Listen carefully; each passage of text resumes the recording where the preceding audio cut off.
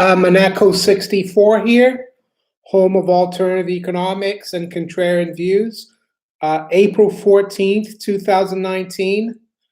I'm in a different room today. My wife and my daughter are watching TV in the study. So I thought I'd move my PC over in the living room. So the title of the video is The Evil and Symptoms of the Debt-Based Paper Money System. Yeah, in the thumbnail, I've got a, let's see. Hi, IK. So we've got 12 people on here. It's going to be like my usual, the last few live streams, like 30-minute live stream. I think it's better than the very long live streams, like the 1-hour live streams. So yeah, I've got Fiat Money Inflation in France, which I've been speaking about recently in some of my videos. And I've got another book that's very interesting, A History of Central Banking and the Enslavement of Mankind. So we've got Luis Claudio from Brazil. Good afternoon from Brazil. That's great. That's where I'm originally from, in Brazil. I'll also be, of course, taking your questions if you want to answer, ask questions. So I'll just wait a little longer till people come on. Hi, Pablo. I have started a little earlier. I think I've set it for 9 o'clock, but yeah, I just thought it would be good to start a little earlier for me. It's easier, 8:30 p.m. So I will wait a little bit for other people to come on. Paul O'Shea. Hi, Paul. Greetings from Ireland. Great. My alarm bell informed me. That's good, Pablo. So, well, let's get on with it. Let's start with fiat money inflation in France, how it came, what it brought, and how it ended. I really think if some of you haven't read this yet, you need to read this. It's only about 70 pages. You can find free PDFs online. You just need to type Fiat Money Inflation in France, How It Came, by Andrew Dixon White. So I've highlighted a few interesting sections here that I think relate to what's happening here in the world today. Hi, Vika's 911 from Canada. So I'll start here on page 28 of my book. It says, now began to be seen more plainly some of the many ways in which an inflation policy robs the working class. Well, there you go. What's happening nowadays since 30, 40 years, the 1% is getting richer and richer, and the general public, the middle class, is losing more and more of its wealth. Wealth inequality in developed countries is at all-time highs. I mean, it's like almost getting to the point where it's like, less developed countries like India or Brazil. Hi, Shane. Shane from Kent. I'm in Kent as well. I'm in London, in a London borough, but it's part of Kent in England. So I'll continue here. So yeah, as I was saying, inflation, it really punishes the working class, the general public. Pablo Pina, where's Billy? No, he's in the study. My wife and daughter are watching TV in the study. They were going to turn it off for me to do the live stream there. And I said, well, I'll just move my PC into the living room. And he's with them. So I left him there.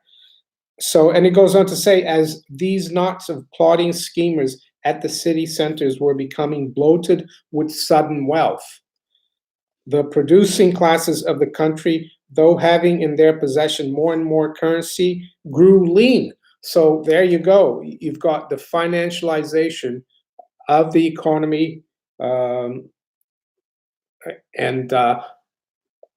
the people near finance, the hedge funds, the bankers, the politicians, the central bankers, they benefit while industry gets punished. And we've seen that in the UK, especially in the last 50, 70 years, and in the US, I would say in the last 30, 40 years. And this was happening in 1790s France. This book is about what happened just after the French Revolution and about 5 years after that, like 1790 to 1795. I read this book like before the financial crisis, maybe in around 2003, 2004, and you can see a lot of the symptoms, that we have today back then as well. So we see Mark Verreken from Belgium. Hi, Mark. Varja. Hi, Varja. So not too many people on today. Not sure why, but I'll keep going, of course. So I'll take a question from Pablo. The SER is a basket of paper currency. Does the SER go up and down in value as other currency or stays fixed? Lagarde mentioned a learning coin. Well, yeah, SDR is just a basket of the main IMF currencies like the US dollar, the euro, Japanese yen, and sterling. I think it does. I'm not sure. It does fluctuate against the fiat currencies, but it's a very technical currency. I don't think it's traded in the FX market. It's probably traded more amongst the central banks, I would say. So it's similar to the dollar index, I would say, the SDR. And I don't think the SDR would be a good substitute because it's based on fiat currencies. Universal Vibes TV, good evening, Universal Vibes, Smoke and Mirrors. So I'll continue here. I'm reading Fiat Money Inflation in France, which is about the period when the French try to run a paper money system right after the French Revolution. And I'm talking about the symptoms here. And it continues here. In the schemes and speculations put forth by stock jobbers and stimulated by the printing of more currency, multitudes of small fortunes were absorbed and lost, while a few swollen fortunes were rapidly aggregated in large cities. This crippled a large class in the country districts, which had employed a great number of workmen. So there you go. All that this paper debt-based system does of inflation is destroy creative, productive businesses. It enriches people, involved in speculation and finance and paper assets overnight. So think of Ray Dalio and all the hedge fund billionaires. Am I saying I'm against speculation? No, but what this system does, it creates the condition for speculation becoming, rife and becoming, the be all of the economy. And we know that an economy can't survive on speculation. It has to be based on productive assets. Of course, people consume, but they need to produce as well. Vajra, Maneco, do you think they will push us to use cashless systems so we can't pull our money out of the banks and have to live with negative interest rates? Yeah, definitely. That's what they're trying to do, Vajra. And will they succeed in doing that? Maybe they will. I would say that the effect on precious metals should be positive because it would be a way to be outside the system, I would say. So if people, very rich people, are already doing this, like if you listen to King World News, and I think Egon von Greyerz, a lot of very high net worth, wealthy people are taking their money out of the banks in Switzerland because Switzerland has negative interest rates. They try to take it out in cash, but I think the Swiss National Bank has put limits on that. And so they're doing it through gold, because gold, we know gold is money, and silver as well. So it should benefit gold and silver. And in the medium to longer term. Lord Humongous, greetings from the wasteland. Nice to see you here. Mr. Lee, do you advise to withdraw cash from our bank accounts in case of recession, financial collapse? Northern Rock always sticks in my mind. Well, of course, I don't advise, we still need to have some money in the bank or cash in the bank to pay bills and stuff. But if you have a big sum over the insurable, how can I say, amount, or even below that, if it's a significant sum, I don't recommend it because legally as well, when you have money in the bank now, it's not legally, it's not yours anymore. It's an unsecured loan to the bank.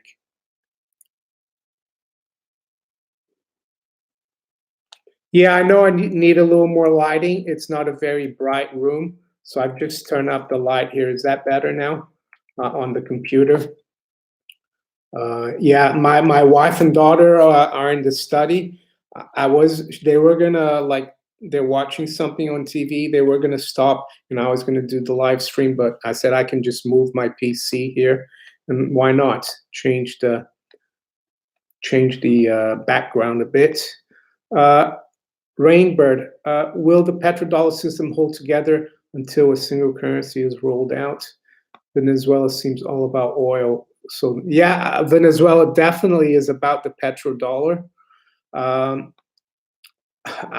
not sure. I think the petrodollar, system will try to hold on for as long as possible because having that power to print the reserve currency out of thin air and buy whatever whatever you want is an incentive.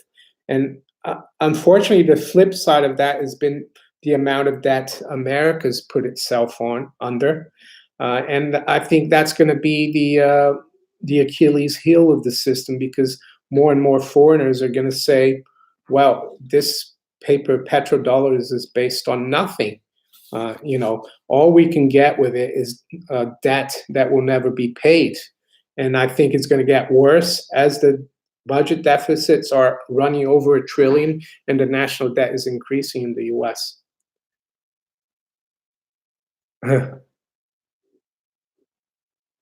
Libra fraudster, what do you think about the impact of automation and AI on the future of jobs?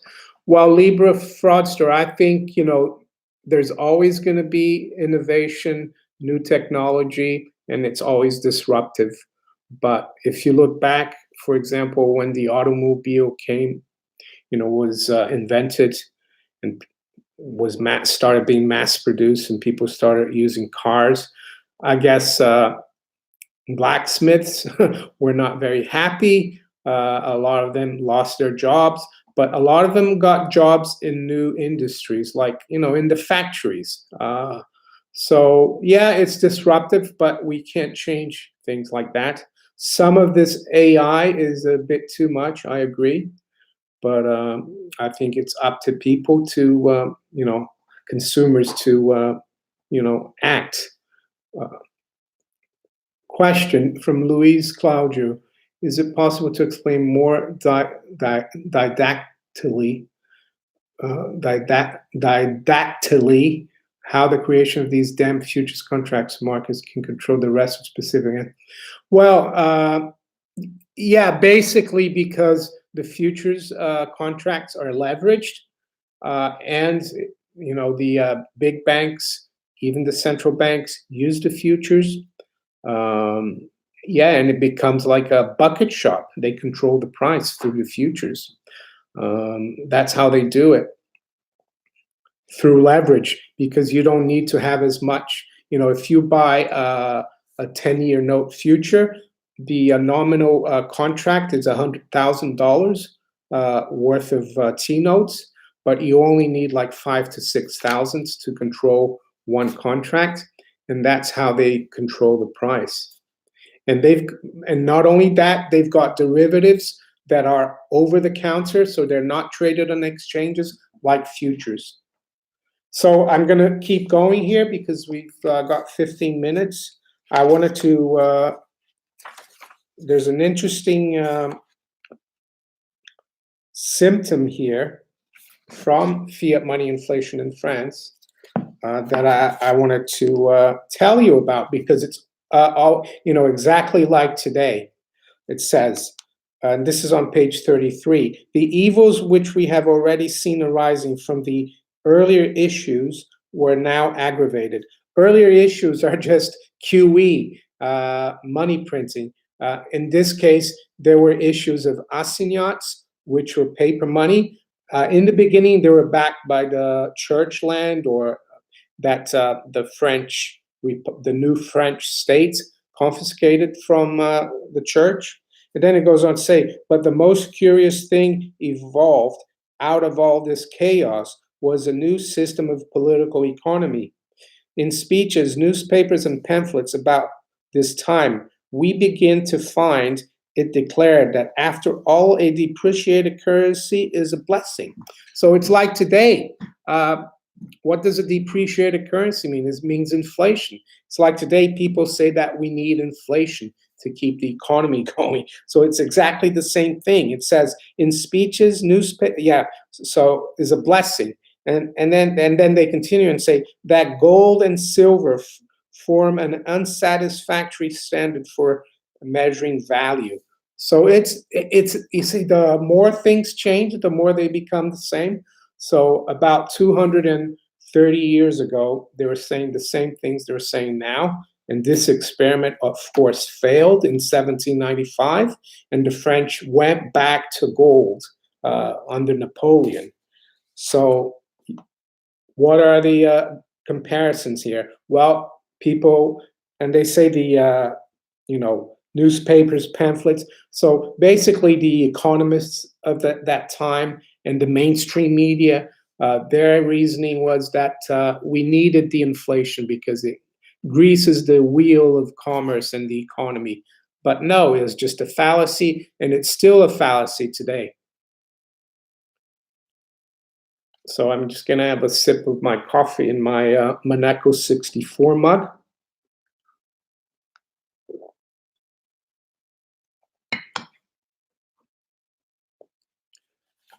Shane Sturgis thinks there will be a universal wage pay to everyone if AI takes too many jobs. That's something, well, I don't know what to say about that. It's like having, it's just like we're going to be pets, right? Like Billy. I'll do all the work and I feed him and everything. That's not a great world. Hopefully it won't get to that. We'll be like pets. We'll depend on Big Brother to feed us. I hope it never comes to that. So I thought that was interesting. That was, something that was happening then and is happening now. So the other book is this one here, A History of Central Banking. I'll go quickly through one of the parts here. Where he talks about the glorious Middle Ages in England. So it says here, the glorious Middle Ages. A lot of people think the Middle Ages were a bad period.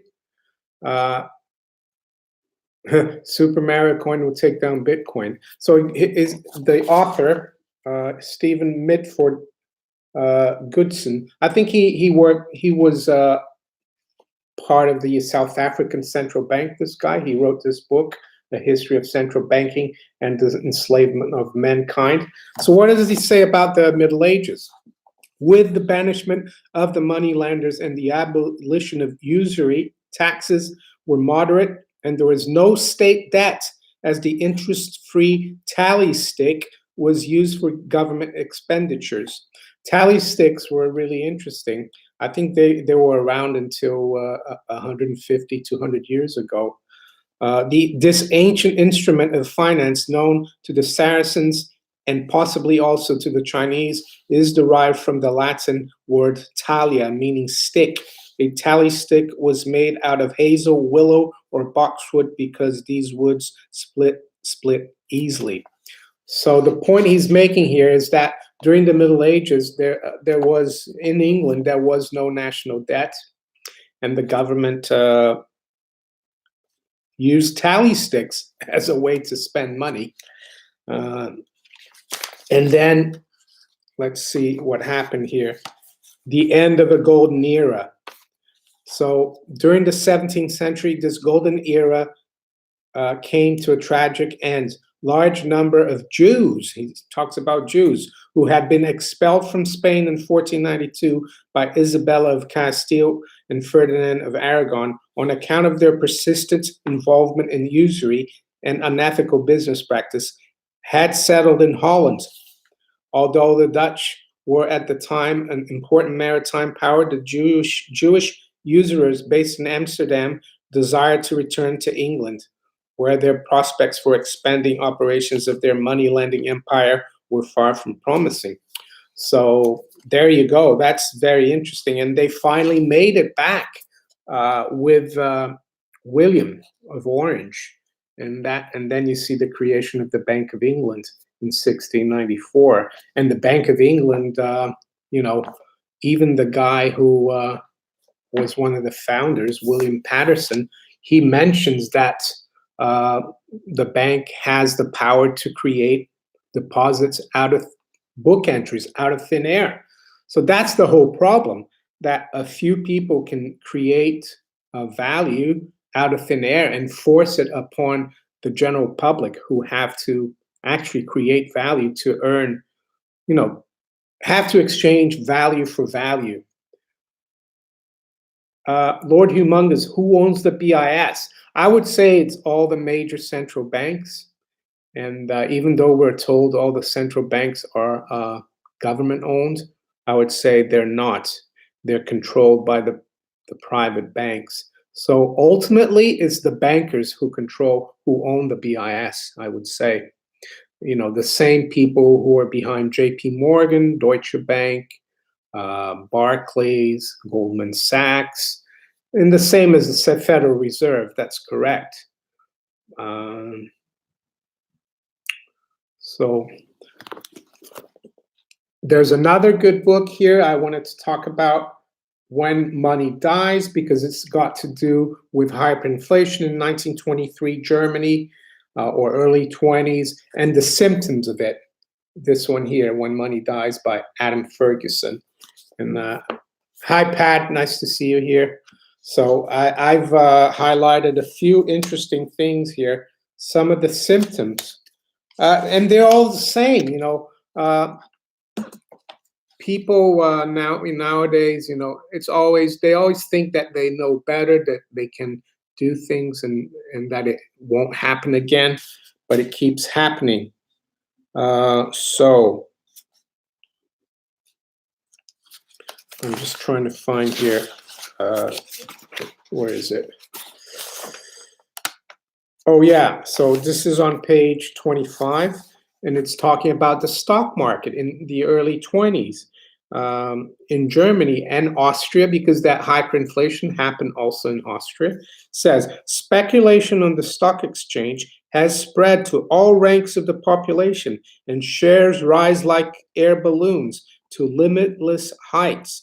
My banker congratulates me on every new rise, but he does not dispel the secret uneasiness which my growing wealth arouses in me.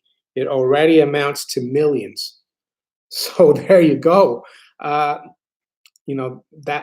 it's the same thing now. The stock market is a symptom of this inflation, and we know it will end in tears. So that's another symptom, the stock market. Let's see what else I've got here. More on the stock market. Summer of 1923. That was at the height of the hyperinflation. At the end of July 1923, German shares had established themselves as a popular, though unstable, repository of wealth. There you go, popular and unstable. Look what happened, last year after October until Christmas Eve. Stocks dropped like 20%. In general, shareholders were a good deal poorer than they thought. The fact of impoverishment having been largely veiled by the gigantic increases in nominal prices. So we got here, 1920s, same thing happening today. 1790 in France, same thing happening. Happened then, happening now. So what would I say are the most important symptoms of fiat money inflation and the debt-based system gone wild or gone crazy like it's gone now? And I think the aftermath of what's happening now is going to be a lot worse than in 1923 Germany or 1790s France, because they were all localized. Now it's worldwide. Well, the major symptom I would say is that people there's less frugality, morals go down. People just want to, there's a lot of speculation, a lot of gambling. Not that I don't think there will ever be gambling, but the economy becomes heavily based on gambling. And I think it was Donald Trump made a comment this weekend, or someone in the administration, that the job of the Fed is to keep stock markets high. So there you go. I think I know it's frustrating. I've been at this for over 10 years, but I think we need to, to be aware that this is happening and try to avoid the paper market, paper assets. Of course, physical precious metals, having no debt, living within your means, and not getting involved in borrowing and lending, I think is a good thing. Having your business or whatever your job is, and just keep your head down and don't buy into all the all the stuff from the mainstream, in my opinion. So I'll stop here and I'll look at your guys' questions before call it a day. We've got still a few minutes here. Mario doesn't need heat. He's in the fire. Well, that fireplace. This house doesn't have a chimney. There is a fireplace, though. We have like an electric heater there, so we don't use it very much.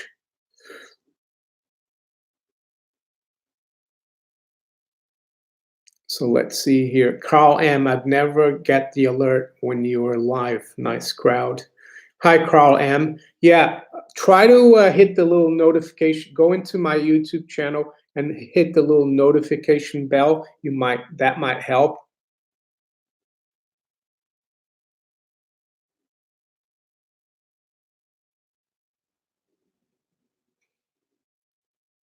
Oh, the other symptom I wanted to tell people about is that savers are punished in this system.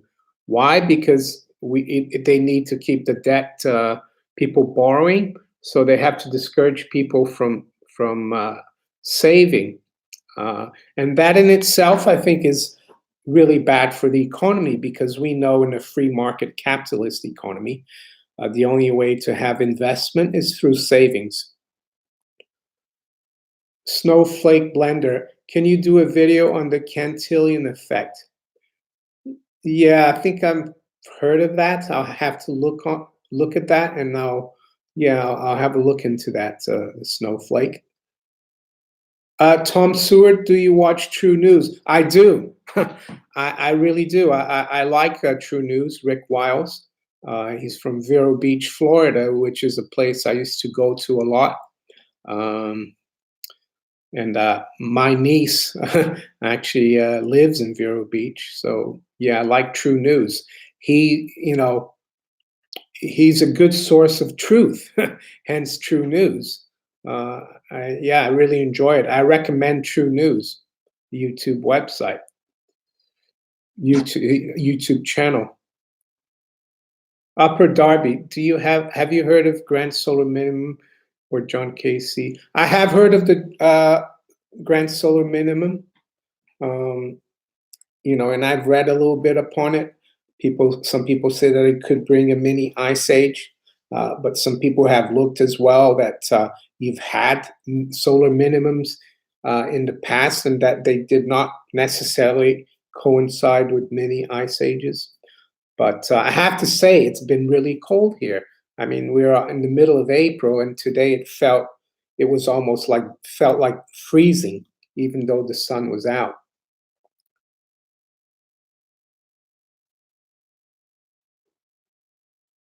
Lord Humongous says it feels like 1929 right now in the US. Yeah, I mean, one thing about how long this has been going on is that it's unprecedented, the length of time that they've been able to keep, a paper debt-based system going. I would say it's since 1971. So that's why it's concerning when it does implode, because we all know that these systems don't last forever. I think it's going to be for us that know what's going on, it will be fine. But for a lot of people, they will not understand what's hit them. Hi, Robert. Billy's not here right now, but he's in the other room. Carl M., are you interested in Cliff High and his work? Yeah, well, up until 18 months, 2 years ago, I used to do a review quite a bit of his Alta reports, but he doesn't make them anymore. But yeah, recently I haven't really looked at his work. He's kind of changed. He doesn't do his Alta reports anymore. But yeah, I've been following Cliff High for back in the city when I was working in the city. I think I started following him back in 2008 or 9, and even my colleagues in the city they liked Cliff High. So yeah.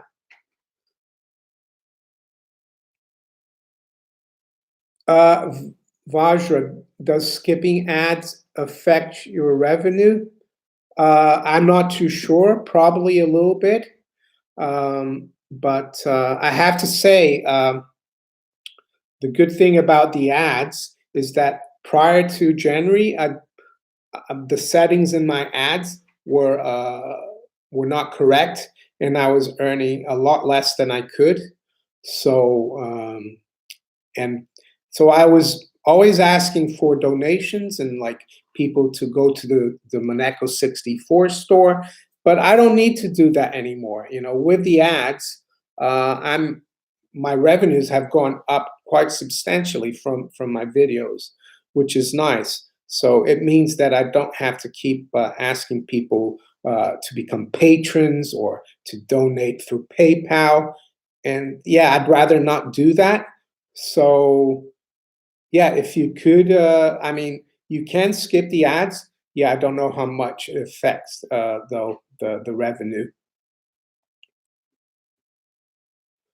Vajra milkshake theory. I heard of that. Yeah, that the dollar is going to go up as well. Yeah, I think I'm familiar with that. But as I've said before in the past, I think the dollar, I think the place to be is precious metals, that you cannot hedge fiat currencies. You can play the fiat currency trading, but ultimately you need to be in precious metals. The dollar index started out at 100 in 1973, and it's now just under 100, while gold was around $100 and it's now 1,300. So yeah, I would focus. But if you want to trade fiat currencies, yeah, maybe the dollar will keep going up. But I personally think the dollar topped. If you look at the dollar index in the last 30, 40 years, you've got 7 to 9 year cycles. We had a low in 2008 and then a high in 2007. I think that was the high at 103.80 and I think now we're in a downward cycle that will probably last till 2024, 2025. But that's versus the fiat currencies.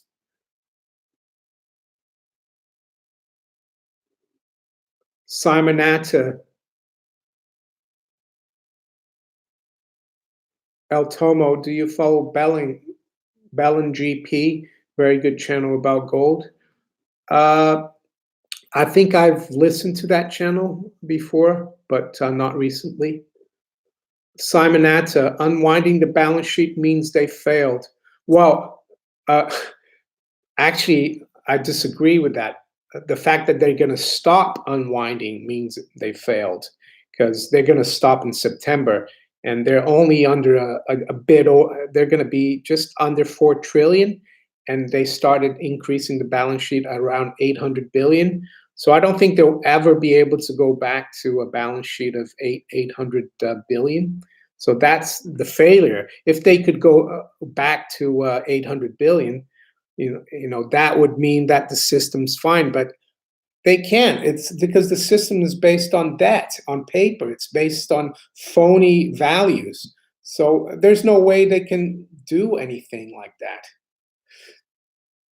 And I could have told them, I know, when they started doing the QT. Slofton 877. I'm going to continue a bit more. I've gone over the time, but we're having a good chat here. Why not? Have you heard of different phases of a world superpower? The last phase is a debased currency. Yeah, I have. You know, I have heard of the cycles, and I think yeah, we're further along than people think for the U.S. empire.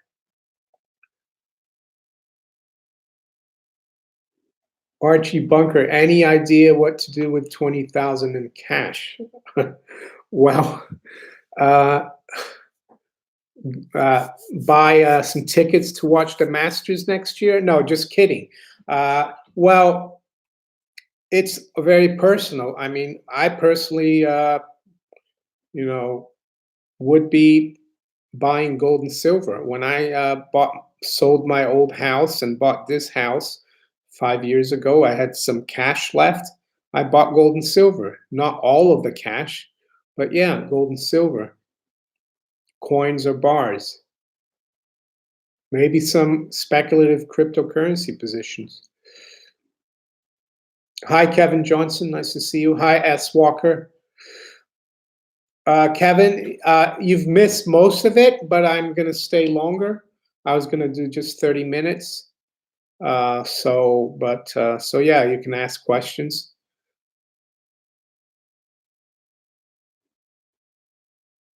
Michael Kobilecki, how much oil is priced in dollars? Well, most commodities are all priced in dollars, but there are new exchanges popping up, especially in China. The International Energy Exchange started out March 2018? They brought out a yuan contract in oil, but it takes time for these to evolve. So yeah, most oil is still priced in dollars, but more and more countries like Russia, Saudi Arabia, even Venezuela are bartering oil for other goods. So Cyrus Cadrezer, the rigged masters. Not sure about that, how you can rig a golf tournament, but S. Walker, central banks are still buying gold. Yeah, the thing about the central banks, it's mostly non-Western central banks that are buying gold. And I think the Chinese are probably buying a lot more gold than they let people actually know. So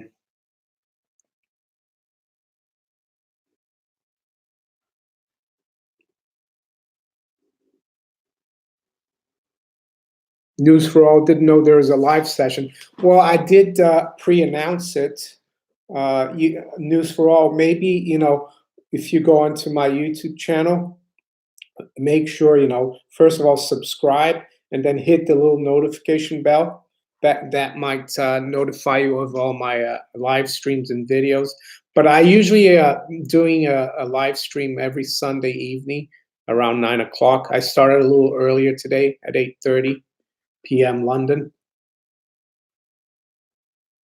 Any word on the current situation regarding Brexit? Well, they've delayed it until, from March 29th, when the UK was supposed to leave the EU, to I think now October 31st.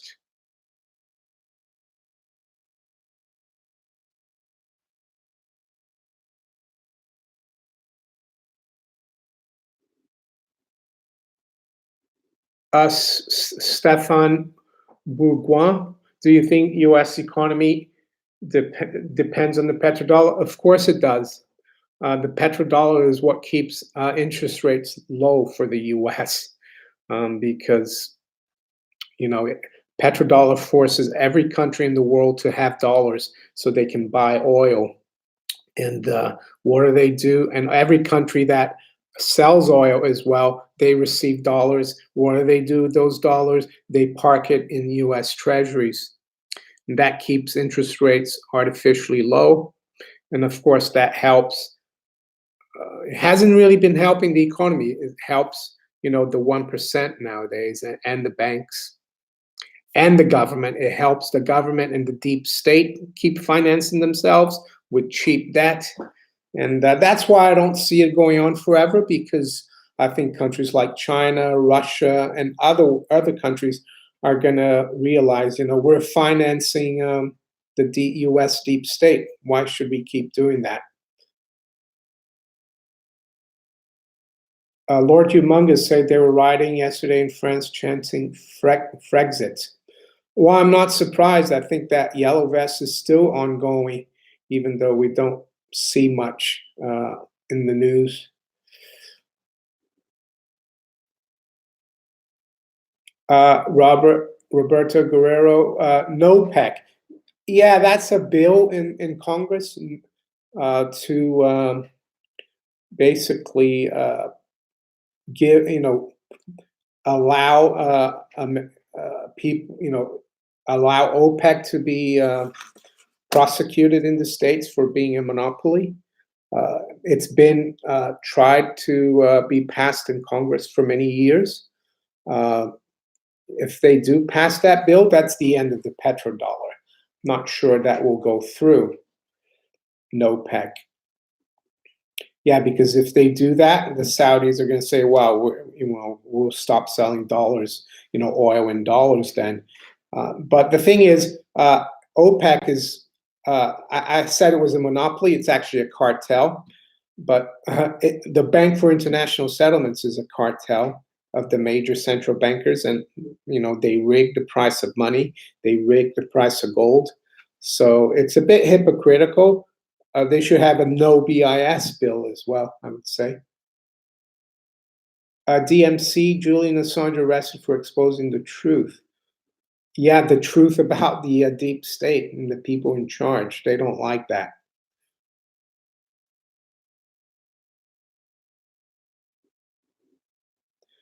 Shane Lackey, central banks represent captured markets, mercantilism.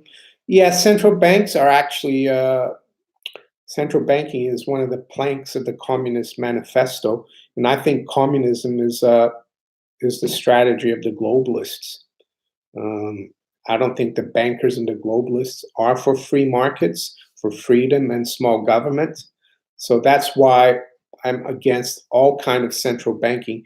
I'm against central bank reform. I'm for ending the Fed. Time will tell. Could gold be confiscated in the future? Of course it could. Any kind of wealth could be confiscated in the future. The more government gets desperate for funds, the more they can confiscate. Doesn't mean to say that you shouldn't have gold. I mean, look at what happened in Cyprus. They confiscated people's bank deposits a few years ago, the bail-ins.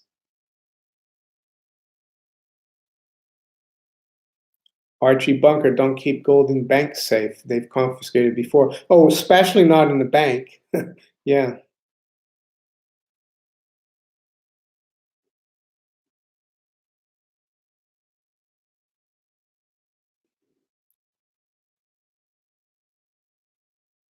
Archie Bunker, US will print more fiat dollar. Yeah, Archie, I think there's a limit to how much they can create, because as we know, the fiat dollar is, the other side of that is the debt. So if interest rates start rising and confidence in this debt-based system goes down, it will be very hard. They can issue it and keep printing it, but it will become worth less and less. And that's the way I see it.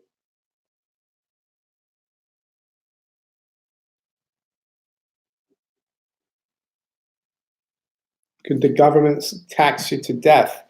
Well, of course they can. All right. So I'll do another 5 minutes before I go. So I'll take a few more questions here. We've been on for 45 minutes. Don't forget to hit the like button if you enjoyed this. And also, for if there's anyone there who's not a subscriber, think about subscribing. Yeah, I also ask, the viewers always to try to share my videos or live streams. I know I've got almost now 24,000 subscribers, but I need as many as possible. A few weeks ago, I was getting a lot of subscribers, and for the last 15 days or 2 weeks, nothing. I'm not sure why. It just goes in cycles.